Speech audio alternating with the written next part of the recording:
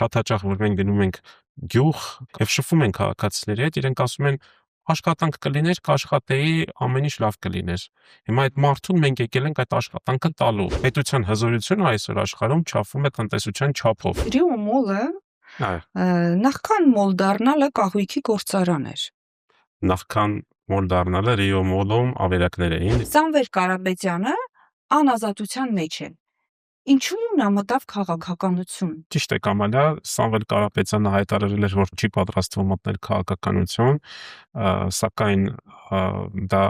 մինչև այն պահն էր, երբ որ ոտնձգություն կատարվեց մեր հայ առաքելական Սուրբ եկեղեցու նկատմամբ։ Արդեն նշաձողը դուք բարձրացրել եք։ Արդյոք հաղթելու պարագայում այս նշաձողը մնալու է նույն բարձրության վրա։ Ինչով ենք տարբերվում մենք գործող իշխանություններից։ Այնինչ մեր ղեկավարը, մեր առաջնորդը Սամվել Կարապետյանը ասում է, նա անում է։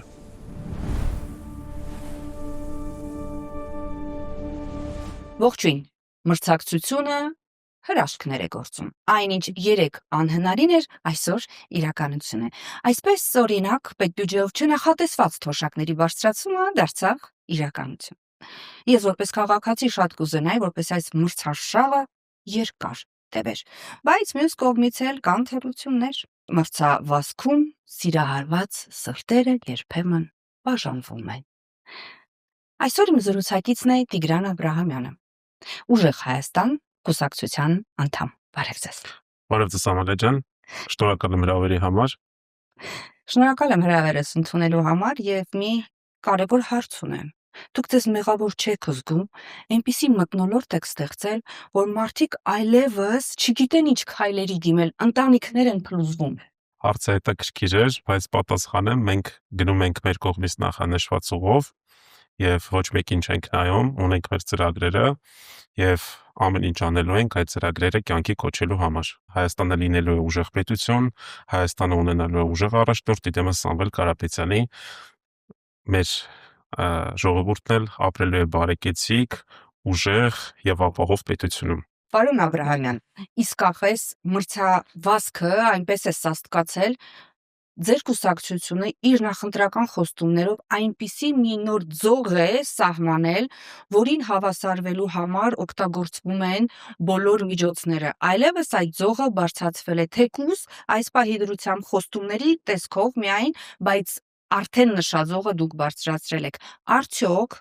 հաղթելու պարագայում այս նշաձողը մնալու է նույն բարձրության վրա եւ այն ծրագրերը, այդ 5 քայլը տնտեսական, որոնք իսկապես շատ լավն են, հնարավոր է լինելու իրականացնել։ Ինչով ենք տարբերվում մենք գործող իշխանություններից։ Այնինչ մեր ղեկավարը, մեր առաջնորդը Սամվել Կարապետյանը ասում է, նա անում է։ Ինչ վերաբերում է մեր կողմից ներկայացված ծրագրերին, այո, դրանք ավելի քան իրական են, դրանք ավելի քան իրականանալի են եւ մեր թիմը, մեր պրոֆեսիոնալ թիմը, մեր ուժեղ առաջնորդի գլխավորությամբ պատրաստ է օր առաջ ստանձնելու այդ բեռը, Հայաստանի Հանրապետության կառավարման բեռը եւ Հայաստանը տանել դեպի բարեկեցիկ ապագա, դեպի ուժեղ պետություն։ Ձեր 5 կետերից մեկը գործարաններն են։ Ինչ գործարանի մասին է խոսքը, արդյոք ուրվագծված արդեն ոլորտային գործարաններ կան ձեր ծրագրում, այսինքն գիտեք, թե ինչ արտադրություն է լինելու, արդյոք այդ գործարանի արտադրությունը ինչպես եք պատրաստվում արտահանել, հաշվի առնելով Հայաստանի աշխարհագրական դիրքը։ Նույն ինքը Լարսը 2 օրով փակվում է եւ արդեն մենք մեր տնտեսության վրա զգում ենք։ Եվ ուրեմն ինչ գործարան եւ երբ կտեսնենք հողի վրա այդ խոստումը։ Լարսի մասով առանձին կանդրադառնամ, ինչ վերաբերում է նախանշած գործարաններին, ապա այո, մենք նշել ենք, որ մենք ստեղծելու ենք 300,000 նոր աշխատատեղ, որից որ 80,000-ը լինելու է արդյունաբերության ոլորտում։ Այդ գործարանների շարքում պետք է առանձնացնել 2 խոշոր նախագիծ։ Առաջինը դա Վանաձորում նավթավերամշակման գործարանի կառուցումն է, որը որ ապահովելու է Հայաստանը տարբեր տեսակի նավթամթերքով, Հայաստանում արտադրվելու է բենզին, դիզելային վառելիք, բիթում եւ այլ ապրանքներ, որոնք որ ստացվում են նավթի վերամշակման փուլում։ Տեղի ունենալու ներմուծման փոխարինում այդ ոլորտում, Հայաստանը տարեկան հարյուրավոր միլիոն դոլարների նավթամթերք է ներկրում։ Այո։ Մենք լինելով այն պետությունը, որը որ գտնվում է Մերձավոր Արևելքի պետությունների հարևանությամբ, հարևան Իրանը, Իրաքը հեռու չէ, այլ նավթային պաշարներով հարուստ պետություններ կան, կարելի է դա շատ ճիշտ եւ շատ կազմակերպված ձևով իրականացնել։ Ինչ վերաբերում է երկրորդ նախագծին, ապա դա մաքուր պղնձի արտադրությունն է, հասկանալի լեզվով ասեմ, պղնձաձուլարանի կառուցումն է։ Հայաստանը այսօր պղնձի պաշարներով տարածաշրջանում առաջատարներից է եւ Հայաստանի արտահանման մի զգալի ծավալ դա հենց պղնձի կոնցենտրատն է, ինչը նշանակում պղնձի կոնցենտրատ, հողը ուղղակի, որը որ հարուստ է պղնձով, մոտ 30-40, 40-ը նույնիսկ շատ եմ ասում, այսինքն հող, որի մեջ որ մի մասը պղինձ է, դուրս է բերվում ուղղակի արտերկիր, այո, եւ հենց արտերկրում այդ մաքրման եւ մաքուր պղինձ ստանալու գործընթացը տեղի ունենում, մենք նախատեսում ենք Հայաստանում կառուցել այնպիսի մի գործարան, որը որ արտադրելու է այդ մաքուր պղինձը, պղնձաձուլարանը, եւ Հայաստանում ստեղծվելու է հավելյալ արդյունք դրա շնորհիվ բնականաբար Հայաստանում նման գործարան ունենալը բերելու է նրան, որ Հայաստանում մի շարք այլ ոլորտներ են աճելու է Հայաստանում, գիտեք, Հայաստանը էներգետիկ ենթակառուցվածքների եւ էներգետիկ հզորությունների առումով ինքնաբավ է, այսինքն ավելորդ բացի աշխատատեղերի ստեղծումից, նաեւ էներգետիկ ոլորտում ունենալու ենք աճ։ Զրույց եք կառուցելու այս գործարանները, թե արդեն գոյություն ունեցող, բայց չշահարկվող գործարաններ եք վերաձևակերպելու համապատասխան արտադրության համար։ Կոնկրետ Վանաձոր քաղաքի մասով, որ ես ասեցի, Վանաձոր քաղաքը ժամանակին հայտնի էր դրանով, որ այնտեղ գործում էր Հայաստանի քիմիական հսկաներից մեկը, Վանաձորի քիմպրոմը, եւ հենց նավթավերամշակման գործարանի կառուցումը նախատեսվում է իրականացնել Վանաձորի քիմպրոմում, վերածնունդ լինելու է այդ գործարանի, բայց այլ տեսքով, այսինքն հին քիմպրոմը չի լինելու է լրիվ ուրիշ մոտեցում, բայց հենց այդ տարածքում է լինելու, որովհետեւ մենք ունենք Վանաձոր քաղաք, որը որ Հայաստանի երրորդ քաղաքն է, եւ որտեղ տարեկան կտրվածքով հարյուրավոր, հազարավոր քաղաքացիներ են հեռանում, գալիս են Երևան, խոսքը նաև մարզի մասին է, Վանաձորը վերածնվելու է, դառնալու է Հայաստանի հյուսիսի արդյունաբերական կենտրոնը։ 300,000 աշխատատեղ շատ լավ է, գործարանը նույնպես, բայց որքան աշխատավարձով, որովհետև կարելի է ստեղծել աշխատատեղեր, բայց աշխատավարձները չլինեն այնպիսին, որ ապահովեն իսկապես արժանապատիվ կյանք ամենայն դեպս։ Այդ 300,000 աշխատատեղն էլ ենթադրվում է, որ մարդիկ զբաղեցնելով միայն արդեն այդ աշխատանքով կկարողանան ապրել։ Այսօր Հայաստանի Հանրապետությունում կա ավելի քան 800,000, մոտավոր շուրջ 800,000 աշխատատեղ, այն պայմաններում, որ Հայաստանում ապրում է 3 միլիոն մարդ եւ ըստ մեր տեղեկությունների Հայաստանում եւ ըստ վիճակագրության Հայաստանում կես միլիոն մարդ այսօր կայուն աշխատանք է փնտրում, ավելի լավ աշխատանք է փնտրում։ Այդ 300,000 աշխատատեղերի մասին մենք որ խոսում ենք, խոսքը կայուն եկամուտով արժանապատիվ աշխատանքի մասին է։ Այսօր Հայաստանում օֆիցիալ տվյալներով գործազրկությունը 13% է, երիտասարդների թվում շուրջ 26-27% է, որքանով որ հիշում եմ, սակայն դա իրական պատկերը չի Հայաստանում, որովհետև գործազուրկ համարվում է այն քաղաքացին, ով ակտիվ աշխատանք է փնտրում։ Մենք ունենք մարդկանց մոտ հարյուրահազարավոր քաղաքացիներ, որոնց որ վիճակագրությունը չի անդրադառնում, եւ այսօր Հայաստանի աշխատաշուկայում կոնկրետ մրցակցություն չկա ընկերությունների միջև լավ աշխատողների ներգրավելու մասով, հավաստիացնում եմ ձեզ, երբ որ այդ գործարանները պատրաստ կլինեն, Հայաստանի աշխատանքային շուկայում բավական մեծ մրցակցություն կսկսվի եւ լավ աշխատողների եւ ընդհանրապես աշխատուժը բավական մեծ պահանջարկ է ստանալու եւ դա բերելու է այն էֆեկտին, որ աշխատավարձերը սկսելու են բարձրանալ, հատկապես մարզերում։ Հատկապես մարզերում, որովհետև մենք բախվելու ենք լավ առումով բախվելու ենք նրան, որ ունենալու ենք բարձր վարձատրվող աշխատանք եւ այսպես ասած աշխատողը ունենալու է ընտրության հնարավորություն այս ոլորտում կամ այն ոլորտում կամ այս եւ ընկերությունները սկսելու են լավ աշխատակիցների համար պայքարել նաեւ Այսինքն ընտրություններից հետո գործատուների համար նույնպես ստեղծելու եք մրցակցային պայմաններ, ինչպես հիմա արդեն ձևավորել եք նախընտրական շրջանում։ Գործատուների համար ունենք այլ առաջարկ, առավելություններ, խոսքը մասնավորապես մեր երկրորդ քայլի մասին է, 0% հարկ փոքր բիզնեսի համար։ Հայաստանում փոքր բիզնեսը շատ կարևոր դեր է զբաղեցնում, մոտ 60,000 շահառու ունենք այդ ծրագրի ուղղությամբ, դա փոքր ընկերություններն են եւ այն անհատ ձեռնարկատերերն են, որոնց շրջանառությունը չի գերազանցում 110 օրենքով նախատեսված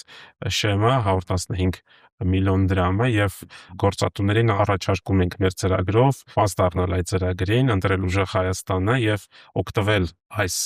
առավելությունից դառնալ 0% հարկ փոքր բիզնեսի համար ծրագրի շահառու, այո 0% տոկոսադրույթ փոքր բիզնեսին ո՞րն է չափանիշը ցանկացած ոլորտում, այսինքն իր շրջանառության չափով է եկամուտով է չափվելու փոքր բիզնեսը, թե այնուամենայնիվ կան ոլորտներ, որոնք ներգրավված չեն։ Ինչպես է լինելու այս 0% հարկը, որ չափանիշով է ընտրվելու։ Չափանիշը շրջանառությունն է փոքր բիզնեսի։ Այո, մի քանի չափանիշներ կան ընդհանրապես աշխարհում։ Մենք ընտրել ենք շրջանառության մասը եւ ըստ մեր ուսումնասիրությունների այդ ծրագրի հիմնական շահառուները փոքր ձեռնարկություններն են, փոքր արտադրամասերը մի քանի աշխատակից, մաքսիմում 5-6 ունեցող ընկերությունները, վարսավիրահանոցները, հացի փռերը, դերձակի ոլորտային խտրականություն չկա։ Դերձակագործությամբ զբաղվող սրահները,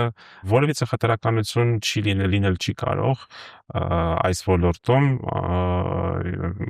խոսքը շրջանառության մասին է եւ օգտվելով առիթից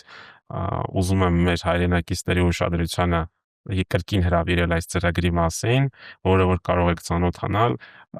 մեր կուսակցության պաշտոնական կայքում Սամվել Կարապետյանի 5 քայլերը դեպի ուժեղ Հայաստան, քայլ համար 2, 0% հարկ փոքր բիզնեսի համար։ Պարոն Աբրամյան, խոսեցինք գործարաններից, Rio Mall-ը նախքան մոլ դառնալը կահույքի գործարան էր։ Նախքան մոլ դառնալը Rio Mall-ում ավերակներ էին, Rio Mall-ի տեղը ավերակներ էին եւ Սամվել Կարապետյանը Տաշիր ընկերությունների խումբը ձեռք է բերել այդ ավերակ տարածքը, տեղը կառուցել է երևանցիների համար, մեր քաղաքացիների համար առևտրի եւ ժամանցի կենտրոն, որտեղ որ օգտվում են բոլորը, ժամանցի վայր է բոլորիս համար։ Դրա մասին գիտեմ, որ մի շարք քաղաքական падգամավորներ են անդրադարձել եւ ԿՊ-ի անդամներ են անդրադարձել, բայց իրենք եւս օգտվում են եւ դա շատ լավ է։ Նաեւ այդ առևտրի կենտրոնում հարյուրավոր աշխատատեղեր են ստեղծվել։ Պարոն Աբրահամյան,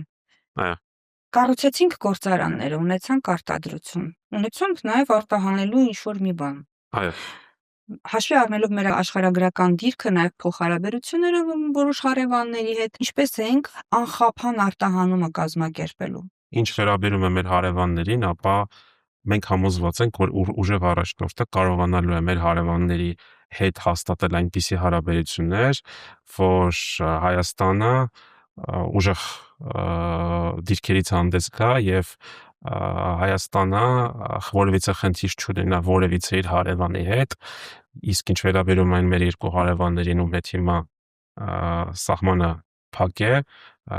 մենք ունենանք հավասարի հետ հարաբերություններ եւ ունենանք ուժեղ խաղաղություն, այդ թույլ եւ անկայուն խաղաղության փոխարեն, կարճաժամկետ խաղաղության փոխարեն ունենանք ուժեղ եւ մնայուն խաղաղություն, ուժեղ Հայաստան։ Ինչ վերաբերում է ձեր հարցին, այո, Հայաստանի աշխարհագրական դիրքը այնպես է ստացվել, որ այսօր արտահանումը իրականացվում է 3 ճանապարհով, օդային ճանապարհով, որը որ բավական թանկ է եւ ոչ ամենը կարող է օդով տեղափոխել եւ մեր հարևան երկու պետությունների, բարեկամ երկու պետությունների Իրանի եւ Վրաստանի տարածքով։ Ինչ վերաբերում է Վերին Լարսին, ապա այո, եղանակային պայմաններով եւ այլ գործոններով պայմանավորված պարբերաբար այն փակ է լինում։ Օրինակ, եթե խոսում ենք արտահանման մասին, գյուղատնտեսական մթերքների արտահանման մասին, շատ հաճախ, որը որ մեր ծրագրի 4 կետն է առնչվում եւ վերաբերում է մթերման կայաններին եւ բերքի երաշխավորված մթերմանը, ապա մենք կառուցելու ենք ամբողջ Հայաստանի տարածքով սառնարանային տնտեսություններ, մթերման կայաններ, որոնք որ թույլ են տալու նման խնդրի պարագայում թույլ է տալու գյուղացուն մի քանի շաբաթ ժամանակ շահել, իր բերքը մթերել, պահել սառնարանային տնտեսությունում եւ հետո հանգիստ դա իրացնել կամ վաճառել անմիջապես մթերման կայանին եւ միանգամից ստանալ իր շահույթը։ Գյուղացին չի մտածելու այլևս դրա մասին, թե ինչպես ես իմ բերքը վաճառեմ, այլ ուղղակի աճեցնելու է բերքը, բերելու է մթերման կայան, հանձնելու է եւ արդեն պետական քաղաքականությամբ ապագայում կառուցվելիք մթերման կայանները բերքը իրացնելու են։ Ինչ վերաբերում է արտահանմանը, ապա այսպես ասեմ, ինչ վերաբերում է կոնկրետ արդեն արդյունաբերական արտադրանքին, ապա ուժեղ առաջնորդության պարագայում մենք մեր հարևանների հետ ունենալու ենք այնպիսի հարաբերություններ, որ երբևիցե հայկական բեռնատարը արհեստական խոչընդոտների պատճառով չմնա X գոտում եւ սահմանին եւ սպասի ինչ որ հրաշքների կամ այս կամ այն պետության ղեկավարության կմահաճությունները, չեմ այդ հաշվի առնելով, որ այլ պետության մասին ենք խոսում, բարեկամ պետությունների մասին ենք խոսում, կմահաճություն բառը չասենք, բայց բարի կամքին, այսպես ասած։ Այսինքն ճանապարհին արդեն սահմանին որոշակի պահեստավորման հնարավորություն եք ստեղծելու նաև սառնարանային։ Սահմանին չէ, գյուղում, հենց գյուղում պատկերացրենք Արարատյան դաշտավայրը, Արարատյան դաշտում ունենալու ենք կառուցվելու են մի քանի ես հստակ թիվը ձեզ չասեմ, մասնագետները, մեր գյուղատնտեսները ավելի հստակ կարող են պատասխանել, ունենալու ենք մի քանի տասնյակ կիլոմետր հեռավորության վրա ամենաշատ, այսպես ասած, այդ հեռավորության վրա մթերման կայաններ, գյուղացին իր բերքը աճեցնելու է, բերքահավաքից հետո անմիջապես նույն օրը էլ չի սպասելու մինչև հրաշք տեղ ունենա եւ դու գիտեք ծիրանի սեզոնին մեզ մոտ այնպես է մեկ լինում, ծիրանը միաժամանակ հասնում է եւ գյուղացին չի կարողանում իրացնել բերքը եւ շատ հաճախ թափում է կամ լավագույն դեպքում գնում է 100 դրամով դա իրացնում է եւ իր ամբողջ չարչարանքը տարվա ամբողջ չարչարանքը այն գումարը, որը որ ծախսել է, այն չարչարանքը, որ ներդրել է, ջուրն է կորում եւ ստիպված ուղղակի որոշում է, որ այլևս գյուղատնտեսությամբ չի զբաղվելու, իր գյուղի դռները փակում է, իր տանդարները փակում է, հայրենի օրանը ստիպված լքում է, գալիս է Երևան։ Դա վատագույն դեպքում, լավագույն դեպքում գալիս է Երևան, վատագույն դեպքում այո գնում է արտագնա աշխատանքի, երբեմն չվերադառնալու ակնկալիքով, այսպես ասած։ Պարոն Աբրահամյան, ինձանից էլ լավ գիտեք, որ ամեն երկրորդ Հայաստանի Հանրապետության քաղաքացին ունի վարկային բեռ, վարկային պարտավորվածություն։ Այո։ Այս առումով ինչ ծրագրեր ունի ուժեղ Հայաստան կուսակցությունը, արդյոք այս առումով նույնպես ինչ որ մտածած ծրագիր ունեք քաղաքացիների բեռը, թեկուզ գոնե տոկոսադրույքների նվազեցման կարգով թեթևացնելու համար։ Այստեղ եւս անուղղակիորեն գալիս ենք մեր երրորդ կետին, վերադառնում ենք, այսինքն վարկային բեռ, գնաճ եւ մի շարք նման խնդրահարույց հարցեր։ Ինչ վերաբերում է վարկային բեռին, այսպես ասեմ, վարկերը մեր կյանքի անբաժանելի մի մասն են եւ այսօր գրեթե բոլոր քաղաքացիները ունեն վարկեր, ուրիշ բան, որ չունեն բավարար չափով եկամուտ, որպեսզի այդ վարկերը առանց մեծ իրենց ընտանիքի բյուջեի համար շատ մեծ ծանրաբեռնվածության մարեն եւ չդժվարանան այդ վարկերը մարելուց։ Այսօր Հայաստանի մի շարք քաղաքացիներ ունեն վարկեր, որոնք որ անհույս են եւ մեր կողմից առաջարկվող մոդելը 5 քայլերը, տնտեսական ծրագիրը փաստացի անուղղակիորեն կամ նույնիսկ կարելի ասել ուղղակիորեն այն բաղադրատոմսն է դրա լուծմանը, որտեղ մարդը ունենալու է կայուն եկամուտ, ունենալու է հնարավորություն օրինակ համար 0% հարկի պայմաններում փոքր բիզնեսը ունենալու է 10% ավելի գումար իր վարկերը վարկային բեռը թոթափելու համար, դրանից 60,000 քաղաքացի է օգտվելու։ Կամ նույն 300,000 աշխատատեղերի բանալայում շատ հաճախ որ մենք գնում ենք գյուղ եւ շփվում ենք քաղաքացիների հետ, իրենք ասում են աշխատանք կլիներ, կաշխատեի, ամեն ինչ լավ կլիներ։ Հիմա այդ մարդուն մենք եկել ենք այդ աշխատանքը տալու։ Հիմա մարդը, ով որ ունի աշխատանք, ունի կայուն եկամուտ, երբեք վարկից չի նեղվել։ Ինչ վերաբերում է վարկի տոկոսին, ապա այստեղ եւս պետական քաղաքականության արդյունքում բնականաբար ամեն ինչ արվելու է, որպեսզի Հայաստանի Հանրապետությունում օր առաջ մի քիչ տնտեսագիտական լեզվով ասած թանկ փող չլինի, էժան փող լինի, վարկի տոկոսը հնարավորինս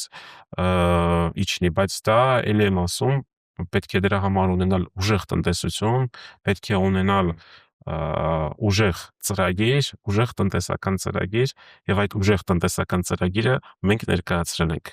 Պարոն Աբրահամյան, դուք ձեր ծրագրով հիմնական շեշտադրումը անում եք տնտեսության հզորացման վրա, արդյոք սա եք տեսնում նաեւ մեր ազգային անվտանգության, պետական անվտանգության հիմնասյունը։ Տնտեսությունը պետության շարժիչ ուժն է։ Հիմա ոչ մենք նայում ենք օրինակի համար G7 կամ G8 կամ G20 պետություններին, դրանք տնտեսապես ուժեղ 7, 8 կամ 20 պետություններն են։ Այսինքն պետության հզորությունը այսօր աշխարհում չափվում է տնտեսության չափով։ Ինչ վերաբերում է անվտանգությանը, այո, անվտանգությունը շատ մեծ դեր է զբաղեցնում մեր ծրագրերում եւ հաշված օրերի կամ շաբաթների ընթացքում օրը շուտով կիմանաք, մենք ներկայացրելու ենք մեր անվտանգության ծրագիրը, որի շուրջ այսօր աշխատում են հայաստանյան եւ օտարերկրյա մեծ փորձ ունեցող մասնագետներ, փորձառու ոլորտային մասնագետներ, ամեն ինչի մասին շատ շուտով կիմանաք։ Պարոն Աբրահամյան, Սամվել Կարապետյանը մարդ է, ով ֆինանսական հսկայական կայսրություն է սարքել եւ կյանքը վայելելու համար որևէ խնդիր չունի։ Ինչու նա եկավ Հայաստան, այսօր անազատության մեջ է,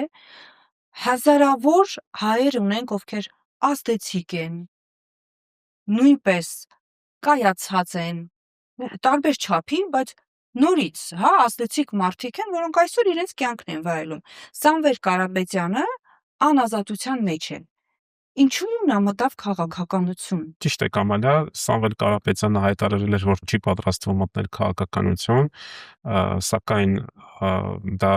մինչև այն պահն էր, երբ որ ոտնձգություն կատարվեց մեր հայ առաքելական Սուրբ եկեղեցու նկատմամբ եւ Սամվել Կարապետյանը իր պարտքը համարեց եւ հաշվի առնելով վերջին զարգացումները, այն հակահայկական քայլերը, որոնց որ մենք ականատես ենք եղել, իր պարտքը համարեց լինել իր պետության կողքին, լինել իր ժողովրդի կողքին եւ որոշում կայացրեց մտնել քաղաքականություն եւ մեր ժողովրդին բերել բարեկեցություն, մեր ժողովրդին բերել ուժեղ Հայաստան եւ ապահով երկարաժամկետ ապագա։ Պարոն Աբրահամյան, ստացվում է, որ եթե ոտնձգություն չլիներ եկեղեցու հանդեպ, Սամվել Կարապետյանը երբևիցե քաղաքականություն մուտք չէր գործելու։ Եկեղեցու դեմ իրականացված արշավը եւ եկեղեցու դեմ իրականացված ոտնձգությունը այն վերջին կաթիլներ, որը որ բերեց նրան, որ Սամվել Կարապետյանը մտավ քաղաքականություն, բայց միևնույն ժամանակ ուզում եմ խոսել նրա մասին, որ այս վերջին տարիների ընթացքում կառավարության կողմից իրականացված ձախողված քաղաքականությունը եւս իր նշանակությունը բնականաբար ունեցել է, որտեղ մենք այսօր ունենք ավելի քան 2 անգամ աճած պետական պարտք, ունենք աղքատության ոլորտում, աղքատության կրճատման ոլորտում։ Կարող եմ ցուցակը շարունակել, ժամանակի սղության պատճառով մի քանի անգամ անդրադարձել ենք այս հարցին։ Մի շարք հանգամանքներ կան, բայց բնականաբար այդ վերջին կաթիլը, այն վերջին տրիգերը եղել է հենց դա։ Եկեղեցին։ Այո։ Պարոն Աբրահամյան, եւ վերջին հարցը ընդունենք, թե այլևս արթնացանք եւ ընտրությունները անցել են։ Եվ հաղթել ուժեղ Հայաստան կուսակցությունը։ Ես որպես քաղաքացի ինչ տարբերություն եմ զգալու իմ նախորդ օրվա եւ այդ օրվա միջև։ Հունիսի 8-ին մենք վստահ ենք, որ մենք արթնանալու ենք ուժեղ Հայաստանում, որի ուշադրության կենտրոնում լինելով է Հայաստանի Հանրապետության քաղաքացին եւ որը բերելու է մեր ժողովրդին ուժեղ տնտեսություն, ուժեղ եւ մնայուն խաղաղություն եւ բարեկեցիկ ապագա։ Շնորհակալություն զրույցի համար։ Շնորհակալություն Ամալիա ջան հրավերի համար։ Հայ Սուրբ Առաքելական եկեղեցին այն ոսկորն է, որը բոլոր ժամանակներում մնացել է բոլորի կոկորդին։ Թող չլիներ ոտնձգություն եկեղեցու հանդեպ, այսօր էլ խելապակաս մրցավազք միգուցե չէր լինի։ Միգուցե կլիներ ամեն ինչ ավելի խաղաղ եւ ոչ այնքան ծայրահեղ անցանկալի, ինչպիսին որ նախանշվում է իշխանությունների համար։ Հանդիպելու ենք նորից առայժմ։